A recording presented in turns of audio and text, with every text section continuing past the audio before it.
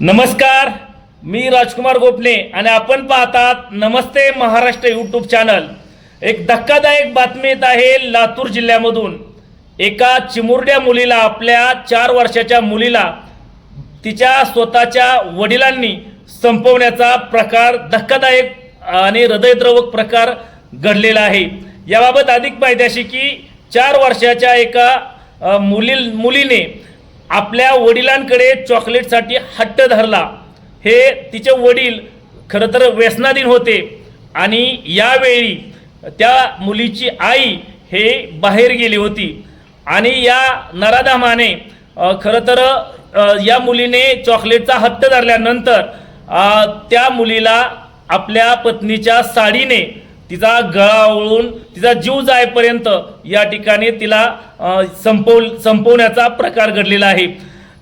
संपूर्ण लातूर जिल्ह्यातील भीमातांडा येथे ही घटना घडली असून बालाजी बाबू राठोड वय 26 असे या नराधम पित्याचे नाव आहे।